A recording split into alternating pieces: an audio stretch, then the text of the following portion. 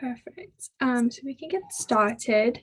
My first question was, what year were you born? I was born in 1990. Perfect. Were you born in Taiwan? I was. I was born in Tainan, Taiwan. Okay.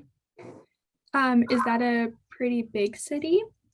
Or It's considered, we call it the um Gudu, which means it was initially the first capital of Taiwan, so it's pretty historic. I feel like it's pretty historically meaningful as a Taiwanese to have grown up there and be born there. okay. Tainan is known for our cultural sites as well as our good eats. So all What the was your, sorry, carry on. oh no. I think growing up there, we were definitely aware of the historical significance of Tainan, maybe not as much as I would have liked, but we definitely knew it was an important town because it was where Zheng Gong landed supposedly when he initially set up the first Han or Chinese colony in Taiwan. Okay. That definitely must have been quite an important part of the culture there, I'm sure. It is. It's a very important part of the culture. And we still have a temple for the Zheng family and specifically for Zheng Gong. And it's a pretty major temple. And I mean, there are a lot of temples in Tainan, but and people go there to pray for the Zheng family, but I also believe for a whole number of things, anything you want to wish for. How long did you live there for? I lived there. So I was born there in 1990. My family traveled to the US when I was about 5, and I stayed in the US until 3rd grade because my father was pursuing his doctorate program in the US, and then we moved back. So then I guess from 4th grade onwards, I spent my critical development years there. I ended up going through the school system and going to business school there, and ended up transferring to the US my 2nd year of business school. Okay, that's so interesting. When you were a younger child, who was your main caregiver? My mother and father, for sure. Some periods of time it was my grandmother and grandfather, but mainly my grandmother when I was a baby, I would say. Yeah. What was your earliest memory of your childhood? Oh, wow. If you can think of one. Um, I guess my very first earliest memory as a child would be when my sister was born, and I just recall walking. I don't know if it was my grandmother, it could have been my grandmother or it could have been my aunt, and we were teaching my younger sister to walk in the we call it a 晒谷场, and that is where people, it literally translates to where the grains dry, and a lot of old agricultural families in Taiwan, especially Tainan, they would have what's called a 三合院, and that is a 3-building structure of a house, and it is shaped like a U, and then where the center of the U would be, that would be where people would dry their grains after the harvest. And I remember walking or teaching my younger sister how to walk in that space. That's such a sweet memory. What's the age gap between you and your sister? 4 years. Okay. Are you close with her? I On and off, yes. I always wish we were closer, but yeah, life happens. Yes. Um, so you mentioned being in an agricultural area. What did your parents do for a living? So both of my parents are school teachers. My mom is a teacher at a middle school in Tainan, and my dad he started out teaching as well, but ultimately obtained his doctorate. So now he's a professor at a local university in Tainan. And Okay. yeah, my grandpa and my grandma were farmers and they worked the land, so people say.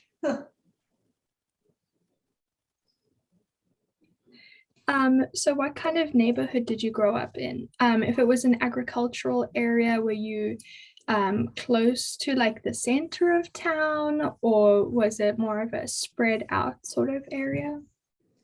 So up until age 5, before we moved to the US, I grew up in the agricultural region, and that would be considered south of Tainan City proper. It's been rezoned, I think, so now it's technically part of the city, but I think prior it might have been considered a part of Tainan County. So it wasn't a part of Tainan City.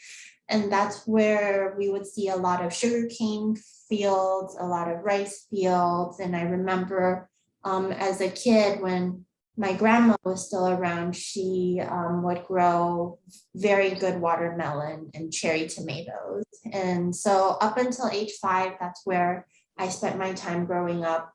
After we moved back, after I moved back at 4th grade, we lived in the Tainan City area, close to where my mom taught middle school.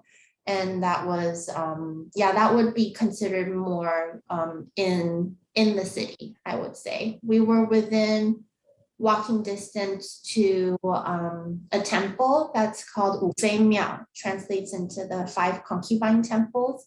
And it's a very interesting temple because as a feminist, I feel like the reason the temple is famous is probably not,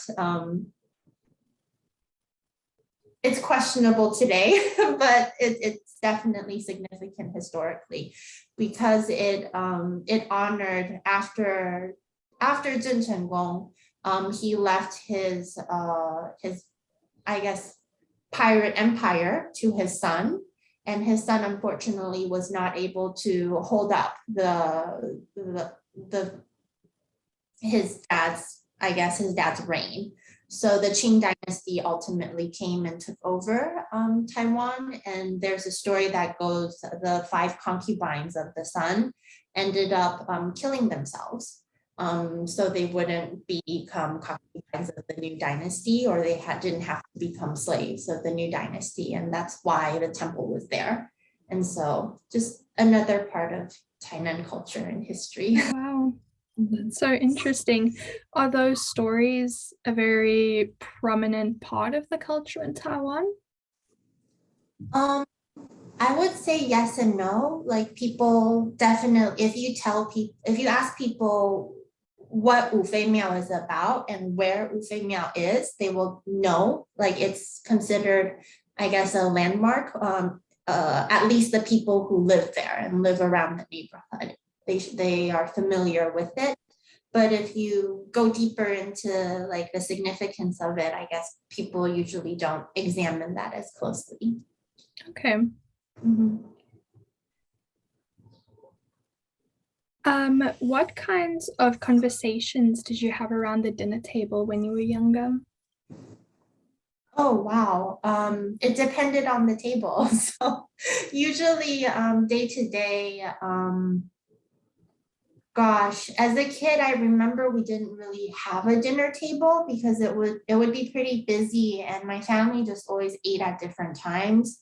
My mom was not big on, having dinner all together, everyone together, just because her schedule was busy too. She's a teacher and she had to hold down fort at home and, send us to all these classes. So, and I remember when I was in elementary school, after we went back, my schedule was pretty packed. I would have, swimming and taekwondo and different classes after school. And so I remember like maybe it would be mom picking me up on her scooter and she'd always have a treat like a bow or something ready. And I kind of shove it into my mouth as we went to the next destination. And I prepared the class or talent class, whatever we had to learn.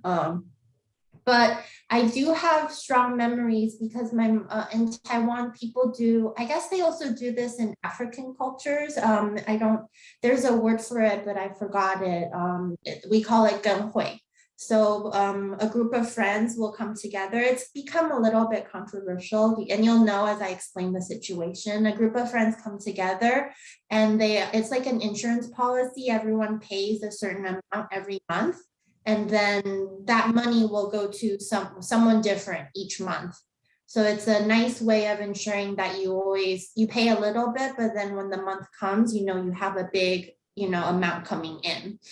And as it first started, it was for close friends. And then later on, it became more questionable because sometimes the host of it or the main person involved would just take the money and run, right? But thankfully, that never happened to my family. My mom had a close group of teacher friends, and they had a hui together, and they would pay a certain amount every month. And also a part of this, they would all go out to eat pretty regularly to very good restaurants. And that was always a highlight. And during these events, it would be about the food, but also be about gossip and work. And kind of, people would brag about their kids. And then people would talk about what they're dealing at with work or how they're having issues, or it was just a nice way to keep in touch with friends on a regular basis. So, yeah. And in those, it was often a little bit more, we'd be expected to get dressed up and we wouldn't talk a lot, but, you would be too busy eating anyway, So did the whole family go to these gatherings, or because you said it was your mom's group of friends, so did you go along with her?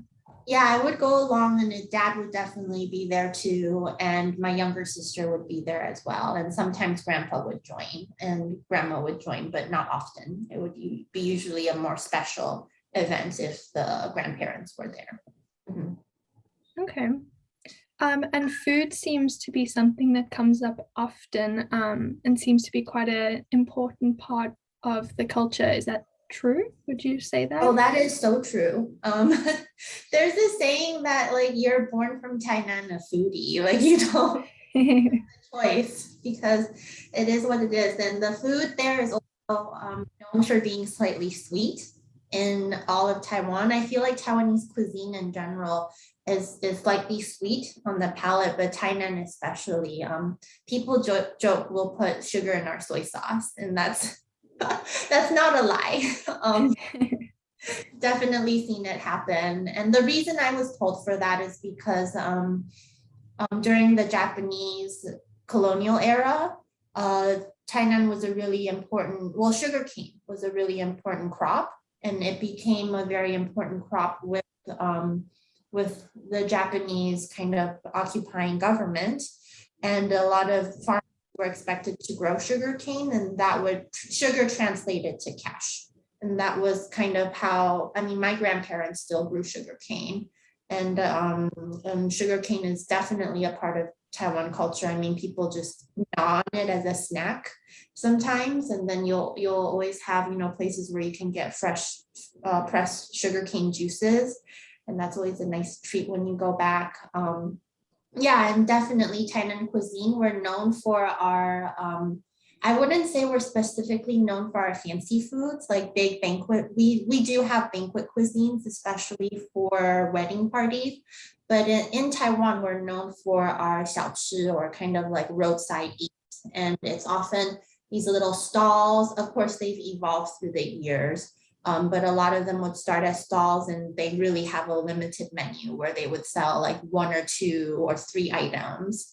And, the person would probably be doing it for all of their life, and the recipe would be passed down to generations. So if you ask, like, there are certain foods where you ask Tainan people where their favorite stall is, they might argue with you and say like, oh no, it's kind of like, I guess, tacos in Mexican cuisine. You have Oh, different okay. tacos, and like, there's always a favorite taqueria that they will go to war over. And in Thailand, it's kind of the same way. People will have their favorite places that they've been to for a long time, and it becomes a part of, I guess, who you are as a Taiwanese person about where you go. And definitely when people, when I went back last year, I was just shocked by how many, because Taiwan during COVID, they completely shut down. But so domestic travel became a big thing, and Thailand became a huge, very popular destination for domestic travel. And you would just have a bunch of people from outside of Thailand come just to eat our foods and hang out in the we're known for being a little bit slower paced and more chill, I guess, city vibe than the other big cities. Okay. So out of all of those delicious sounding foods, what would you say your favorite food is there? Oh my gosh. Now you're really putting me on the spot. I can give you a few, and it's kind of like what Tainan is known for. I would say there's something called wang gui, and it is a steamed rice cake that they make with a ground rice slurry. So they will take rice that has been dried, of course, and then they grind it into a powder. Then they use that powder to make a slurry, and then they will fill the cup is actually very important. It's usually a cup made out of porcelain, and the shape is also very important because it impacts how it steams. And then they'll put savory things in, like an egg yolk, dried shrimp, pork that's been braised, and then they will put in the rice slurry and steam that, and then you eat it like a snack after it comes out. So there's wang gui, and then there's also, Thailand is very known for our, so very simply, it's called beef soup. It's nuro tang. It's not the Taiwanese noodles that people usually think about, like the really maybe stronger red flavor that's made out with a it's called sha cha, but I guess the closest translation would be like satay. It's a Taiwanese version of the satay sauce, but it's not like that. It's a very clear broth, and some shops will actually serve you a bowl of raw beef slices, and it's kind of like pho, and they'll put in the very, very hot broth and use the hot broth to cook the beef slices. And it's something that's typical for breakfast, usually. And then Thailand also, we're known for our pork rice. I guess Taiwan in general is known for pork rice, but we have definitely our own style there, where we take a braised pork that's minced pork, and then they'll braise it in rock sugar, soy sauce, star anise, sometimes cinnamon, and then the five spice powders. It depends on where you're at. They will never tell you what is in it, what exactly the spices are in it, but it's served usually over rice, and then sometimes they'll even blanch vegetables and serve it with that sauce. And so those are pretty typical Taiwan foods.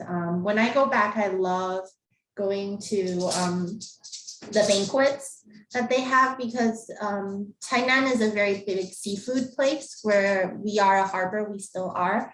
And then there are places where you can go get very fresh seafood, where you literally pick the seafood you want out of the aquarium, and then you can tell them how you want to cook it, and then they will cook it for you there on the spot, and it is the best. Oh, wow.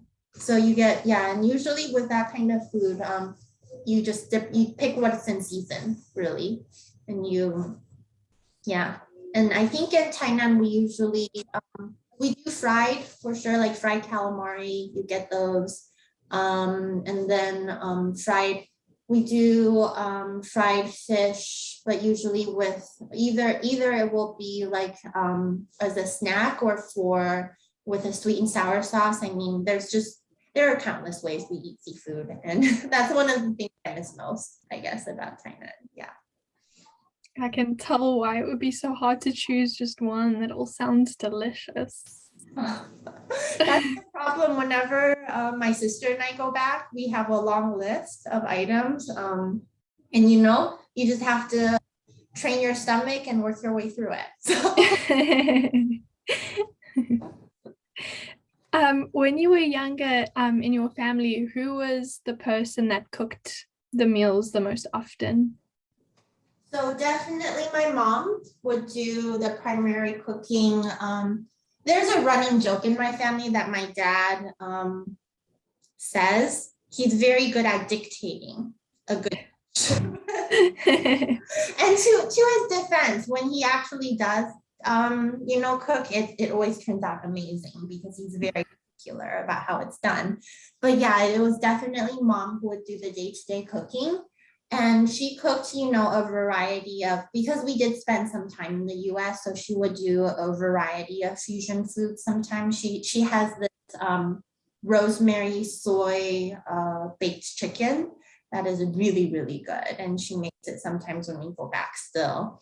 And and if we ever went back to my grandparents' house, it was always my grandma, when she was still alive, she would do the cooking. And she would have very crazy, very good recipes for sure. And since she's passed, it's usually my aunt and mom will take turns going back to cook for grandpa, and then we'll do a big family meal sometimes, of course. So do you find... Oh, sorry, carry on. No. I was just saying it's definitely more of a woman's job to cook for the family, I would say. Okay. Do you find in the cooking you do, because you live in the US now, right? Mm-hmm. Do you find the cooking you do here is quite influenced by the food you had in Taiwan, or do you think it's more American influenced? Oh, I would say it's definitely influenced by the food I had in Taiwan. And I'm a part of a I'm not a mom, but I am a part of a Taiwanese mommies group of Seattle Facebook group. And it's actually a pretty fun Facebook group because every time there are grocery stores that carry local Taiwanese items, the mommies will like take a picture of it and share it with the group. And then they will tell everyone in the group, like, there's not a lot left. Be sure to grab them when you still can. It's pretty extraordinary sometimes when I see their it's about Costco and the Costco products, and they'll immediately update like, oh, the Issaquah Costco only has 300 units of this product left. And that was for sure happening a lot during the Lunar New Year, because there are certain dishes that I guess Costco would bring in from, they would work with some Taiwanese providers and then vendors, and you could find some special Taiwanese foods that we eat during the holiday. And that became, that was definitely lively for sure. So yeah, when I cook, I definitely cook more Taiwanese and Asian style, and I try to stock my pantry with, even with soy sauce, I'm picky about soy sauce, and I like it to be a certain brand that's from Taiwan, and it's kind of hard to find here. But, I have other replacements if I'm in a pinch. So, and sorry. And I guess most times, I mean, I'll do like a peanut noodle that's like a cold dry noodle, and I do a lot of soup noodles. Sometimes if I'm busy, I'll just do a ramen or something and, get through the day. So nothing too exciting, unfortunately. You mentioned the holidays. Were there a lot of big holidays that you celebrated with your family? So yeah, holidays are important in Taiwanese culture for sure. Lunar New Year was a big one, and we get a whole month off for winter break while it happens. So you would have the full month to celebrate it. And there are definitely certain foods that people like to eat during the Lunar New Year, just to influenced definitely by the Chinese Han culture and how we want to eat certain foods to bring prosperity and to bring good luck and fortune. There are some more interesting like local cuisines. I guess one that I can remember is there's a snail soup with chives that usually shows up, and it's more special because it's not common now. But I know like during special holidays or something, sometimes, you know, people will still bring it out for nostalgia's sake. And I personally really like it. It's very hard to, it has a lot of steps to prepare it right, which is why, you know, you don't see it a lot. And also snail is not as popular as it used to be. So, and that's one of the fun things you would get. And I guess food and holidays definitely go hand in hand. Like we get a holiday called Qingmingjie, and that is the holiday where we go sweep the tombs and clean up the tombs for our ancestors. And there would be a dish, because technically during that holiday you cannot you can't cook, you can cook, but you can't turn on the stove. So that there's a specific food that is, I guess, akin to a burrito that you would eat during that holiday, but it's similar in shape only. Everything else is different because the skin itself is made out of a rice slurry, and it's very, very thin. You sometimes would layer one or two to roll the burrito, and then you would have basically a bunch of stir-fried dishes that mom would make the day in advance. So it would be like fried cabbages or blanched shrimp, himika sometimes, and definitely mushrooms sometimes, anything you want, basically. And then you would stir fry that. You would put it into the wrapping paper that's very similar to tortilla. It looks like a tortilla, but the material is different. And then what really characterizes it, I guess, is that you add in a sugar and peanut. It's crushed peanuts with sugar, and you literally put that in cilantro. And so it's a very savory, sweet dish, I would say. And that you eat for the tomb sweeping day. And then for the full moon, Zhongqiujie, or the Harvest Moon Festival, I guess, that's where you always have moon cakes. And my parents being teachers, we would always have really nice students giving them these elaborate moon cake gift boxes. And that was always fun. But the big thing about that holiday would be always about the barbecue. And a lot of times we would, because we had that space in my grandparents' house, my mom and dad would have, usually my mom and auntie's friends would come over, and we do a barbecue there in the evenings. It was really fun. And I remember we would sometimes do something called kongye, and that's in Taiwanese. And you would basically build you would take these dried pieces of dirt that were sturdy, and you would dig a hole in the ground, and you would build what's similar to, I guess, a dome shape. And then you burn firewood and coal into that dome shape until it gets very, very hot. And the outside is also very, very hot. And then you would wrap a whole chicken, or depending on the size of how deep the hole is, we would usually do a whole chicken or 2 whole chickens, and then some eggs. You would wrap anything you want in aluminum foil, basically, and you throw it into the fire. Then you destroy the whole thing. You beat it so that it becomes a dirt mound, literally, that cooks within itself. And that was something we would do sometimes when we were barbecuing as well on the side. So yeah, food was definitely a big part of celebrations, and it was an important part about how communities came together, for sure. It sounds like such a nice tradition to have for the festivities, I guess. Were there any other traditional activities that you and your family did with the holidays? I would say typical, like during Lunar New Year's, we would definitely go see all of the relatives and give out red envelopes and receive red envelopes. I remember the first year I got back, I think I got like $1,000 US from the red envelopes. So it was pretty insane. Oh, It wow. died, it died down because I think because we hadn't gone back in like we hadn't gone back during Lunar New Year's for at least the, so some relatives felt the need to like give us all 3 years worth of money. It's kind of, yeah, it was kind of funny. Just having an absorbent amount of my cash on hand. And yeah, usually the parents will take that and put it in a fund or something. But Okay.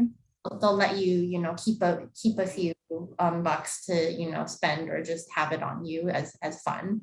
So yeah, that was definitely a big thing. Now, since we've gotten older, I know I have an uncle that tries to keep the family together, and whenever Lunar New Year comes around, he'll have a nice dinner celebration at his home.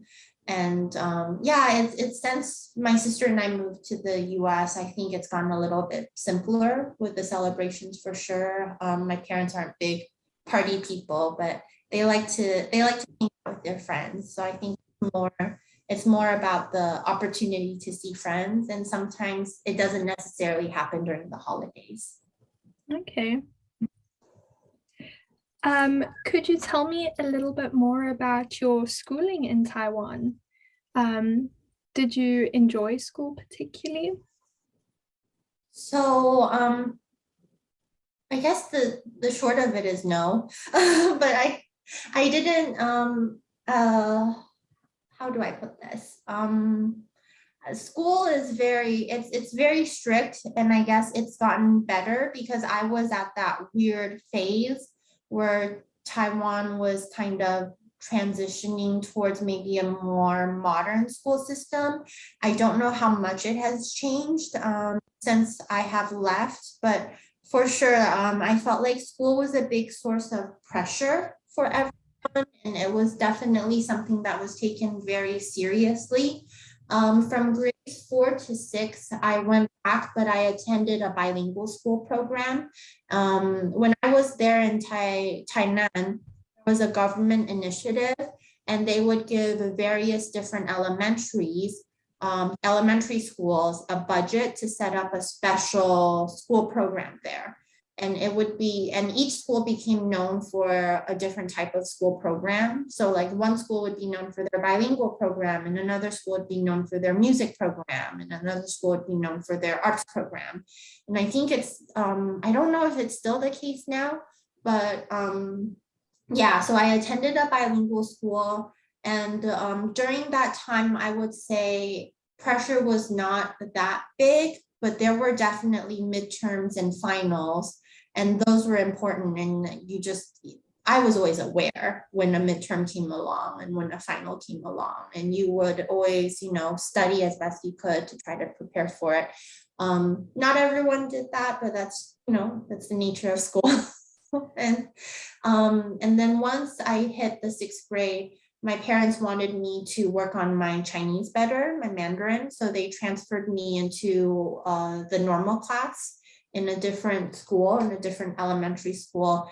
And I feel like in the normal classes, they actually took the midterms and finals much more seriously. And they would even publish like whose scores were in the top 3 or things like that.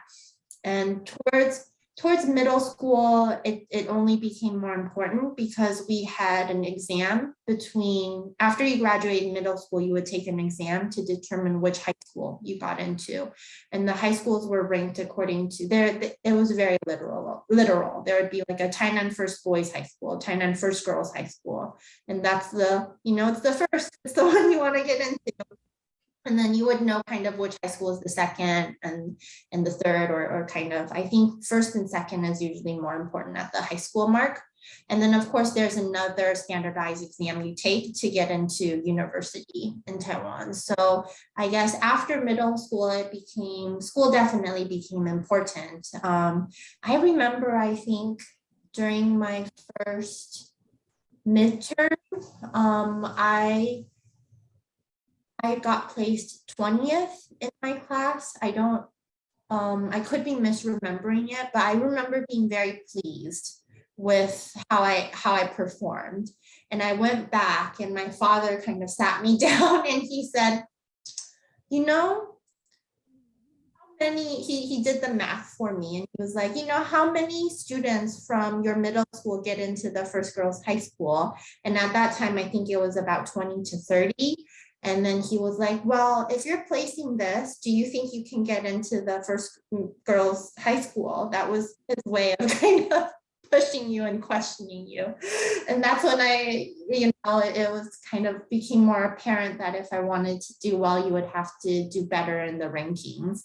And the first year of middle school, I would say the teachers are strict, but they're not as strict. You can definitely see a noticeable difference as you progress, and definitely by the third year or final year of middle school, they would also have what's called a nighttime study sessions. So you would go into class school started at around before 7:30, you would have to be in the classroom and there would be 8 courses a day.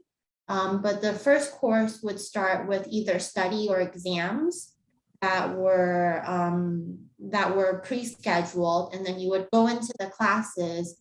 You would break at noon for lunch, and there was always nap time. Even throughout high school, there was always nap time. But then after nap time ended, you would spend have about 4 more courses at least, and then you would get an hour break to get dinner or do whatever you want between that time. And then from 7 to 9, you would have night study. So where literally everyone in the class is expected to stay in the classroom and study or pretend to study until I guess 9 or 9:30, and then you would go home at that time. Okay. Yeah, with the middle school, not every class was expected to do it.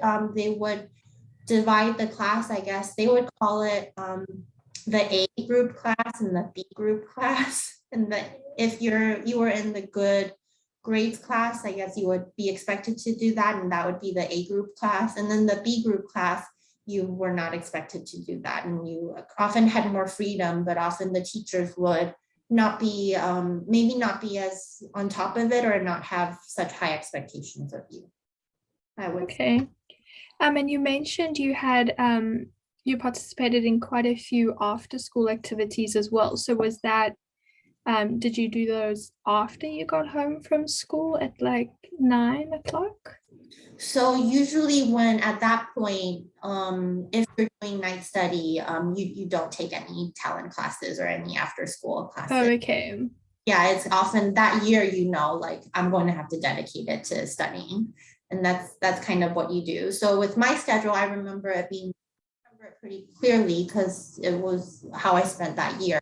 I would, go to school, study or take exams. And then when class ended, I would have a quick lunch. And because my mom taught at the middle school I was at, I would often jog or, they were, I would say, unlike most Taiwanese parents, they were very, they push they